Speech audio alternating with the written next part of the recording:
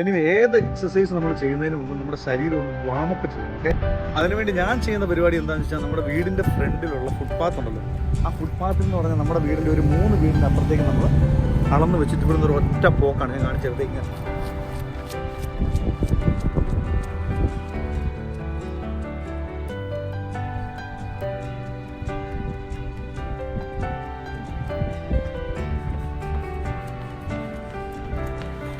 ഇതുപോലെ നമ്മൾ ഒരു 5 തവണ പോയാൽ മതി. നമ്മുടെ ഏത് ബോഡി, എത്ര തണുത്തിരിക്കുന്ന ബോഡിയും നമുക്ക് അടിപൊളിയായിട്ട് ഹോട്ടാക്കാം. ഓക്കെ, നമ്മൾ കാണുന്നവനാണെന്നുണ്ടെങ്കിൽ നമ്മളിങ്ങനെ ഓടിയതുപോലെ വേഗത്തിൽ ഓടണം എന്നില്ല.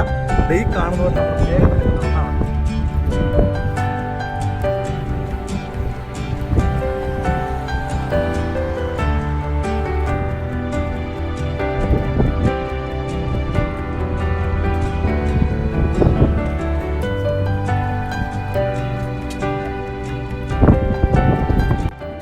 നമ്മുടെ ശരീരത്തിന് പ്രധാനമായിട്ടും വേദന എന്ന് പറയുന്ന സാധനം ഉണ്ടാകുന്ന ഏത് ഭാഗത്തിനും അത് നമുക്കത് ഒഴിവാക്കണമെന്നുണ്ടെങ്കിൽ ആ ഭാഗത്തെ നമ്മൾ റൊട്ടേറ്റ് ചെയ്യുക എന്നുള്ള തന്ത്രമാണ് നമ്മൾ യൂസ് ചെയ്യുന്നത്. ഓക്കെ, എന്ന് പറഞ്ഞു കഴിഞ്ഞാൽ നമുക്ക് നടുവേദനയുള്ള ആളുകളാണെങ്കിൽ നമ്മൾ കുട്ടികളുടെ എന്താ പറയുക, ക്ലോക്ക് വൈസും ആൻറ്റി ക്ലോക്ക് വൈസും വളരെ ശ്രദ്ധിക്കുക. നമ്മുടെ തല അവിടെ തന്നെ നിൽക്കണം, മനസ്സിലായോ? നിങ്ങൾക്ക് ആ റൊട്ടേഷൻ കൃത്യമായിട്ട് കാണാൻ പറ്റും.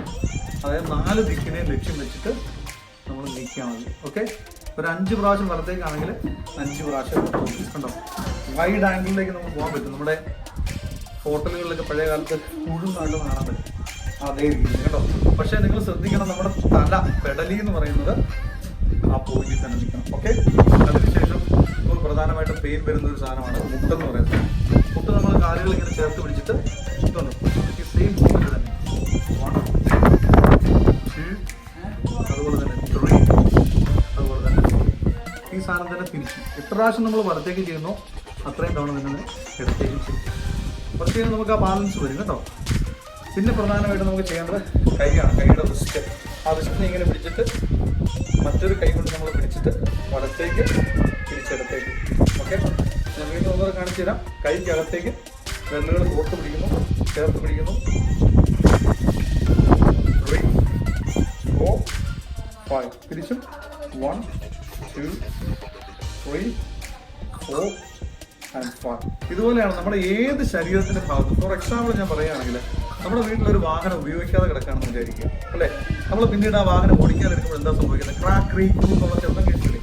ഈ സാധനം തന്നെയാണ് നമ്മുടെ ഓരോ ജോയിന്റ്സിനകത്തും നമ്മൾ കൃത്യമായിട്ട് മൂവ് ചെയ്യാമെന്നുള്ള ഒരു ഇഷ്യൂസ് ഉണ്ടാകുന്നില്ല. പ്രായം ഒരു പ്രശ്നമല്ല, മനസ്സിലായില്ലേ? കിണർ കൂത്തുന്നത് നമ്മുടെ ശശിചേട്ടനുണ്ടല്ലോ, ശശിചേട്ടന് പോകുന്നില്ല, ഒരു ജിമ്മിനും പോകുന്നില്ല, ഒരു ചുമ്പായും ചെയ്യുന്നില്ല, ഒരു സാധനവും ചെയ്യുന്നില്ല. കട്ടം പണി, നല്ല ഇരുമ്പാണി പോലെ ഉപയോഗിക്കണം. നമ്മൾ കാട്ടായിരുന്നല്ലേ, നമ്മുടെ ചമ്പ് ചാടിപ്പോയി 86 കിലോ ആണ്. ഇപ്പം ഞാൻ വീണ്ടും എക്സസൈസ് ഇതുപോലുള്ള നോർമൽ എക്സസൈസുകൾ സ്റ്റാർട്ട് ചെയ്തു. അതുകൊണ്ട് ഞാൻ ഏകദേശം 80 കിലോയിലോട്ട് പോകും. ഇനി വയറെന്ന് പറയുന്ന സാധനം, നമ്മളെന്ന് പറഞ്ഞാൽ എത്ര ക്രൂരമായ എക്സസൈസ് ചെയ്താലും മാറാത്ത വയറിനെ മാറ്റാൻ പറ്റുന്ന മറ്റൊരു എക്സസൈസാണ് നമ്മൾ കാണിക്കാൻ പോകുന്നത്. ഇതിൻ്റെ സംഭവം എന്താണെന്ന് വെച്ചാൽ ആദ്യം നമ്മൾ തറയിൽ ഇങ്ങനെ വിളർന്ന് കിടക്കുക എന്നുള്ളതാണ്. നമുക്ക് എന്തെങ്കിലും കട്ടിയുള്ള ഒരു സാധനം വെച്ചാൽ സോഫ്റ്റ് ആയിട്ടുള്ള എന്തെങ്കിലും ഒരു സാധനം അരിയിലിടുക. അതിനുശേഷം നമ്മളിങ്ങനെ ഇവിടെ പാർട്ണറിൻ്റെ അടുത്തേക്ക് ഇങ്ങനെ വിളർന്ന് കിടക്കുക. അതിനുശേഷം നമ്മൾ നമ്മുടെ കാലുകൾ അദ്ദേഹത്തിൻ്റെ കാലിൽ സപ്പോർട്ടായിട്ട് പിടിച്ചിട്ട് ഉയർത്തും.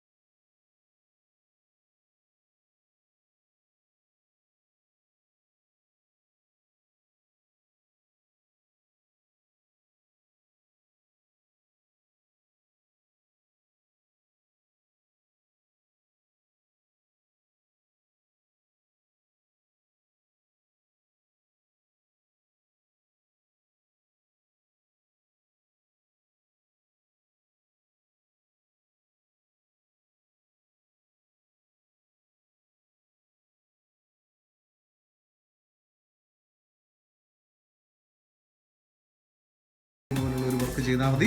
അവർക്കിത് ക്ലിയർ ആയിട്ട് അവർക്ക് വർക്കൗട്ട് ആവും. പിന്നെ ഇതുപോലെ ഒരു മെഷീൻ നമ്മുടെ കയ്യിലുണ്ടെങ്കിൽ അത് വളരെ ഗുണകരമായിരിക്കും.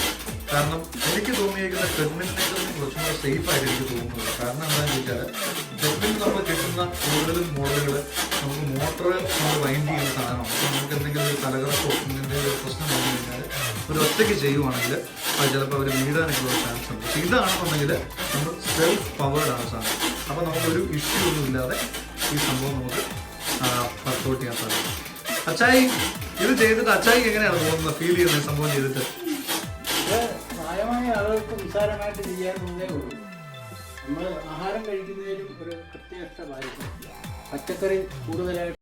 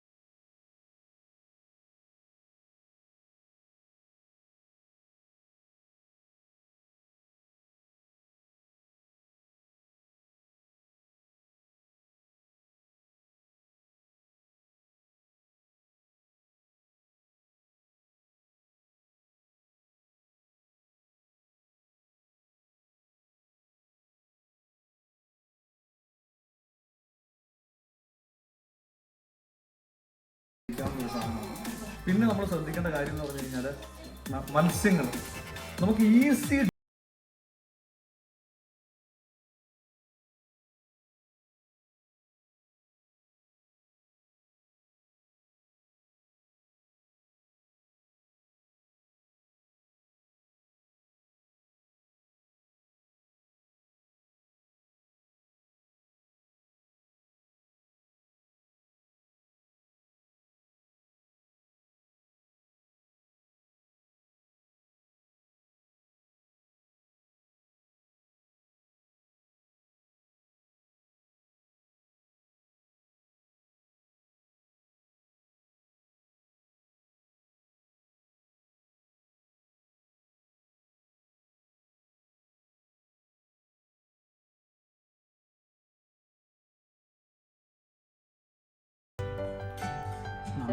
നമ്മുടെ മക്കൾ നമുക്ക് കാര്യമായിട്ട് ഫുഡുകൾ കൊണ്ടുതരികയും നമ്മുടെ മരുന്ന് വാങ്ങിത്തരികയും ഒന്നിനും ഒരു കുറവുമില്ലാതെ നമ്മളെ അന്വേഷിക്കുന്നുണ്ട്.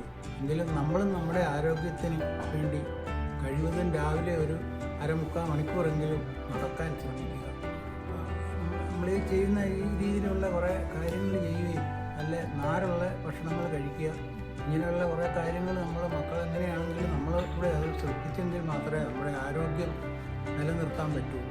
ഒരു 10-60 വയസ്സായി കഴിയുമ്പോൾ നമ്മളും അങ്ങ് മടിച്ച് ഒരു മൂലയിലോട്ടങ്ങ് മാറുന്നു. മക്കളും അങ്ങനെ അച്ഛനവിടെ ഇരിക്കുന്നുണ്ടല്ലേ, മരുന്ന് കഴിക്കുന്നുണ്ടെന്നുള്ള ഒരു ശ്രദ്ധ മാത്രമേ അവർ നോക്കുന്നുള്ളൂ. പക്ഷെ നമ്മളതല്ല, മക്കളും നമ്മളും കൂടി കാര്യമായുള്ള നിലയിൽ എന്തെങ്കിലും ചെയ്തെങ്കിലേ നമുക്ക് കൂടുതൽ ആരോഗ്യമായിട്ട് നടക്കാനും ഓടാനും എന്തിനും ഒരു പ്രത്യേക കഴിവുണ്ടാകും. അത് നമ്മൾ തന്നെ ശ്രദ്ധിക്കണം എന്നേ പറയാനുള്ളൂ.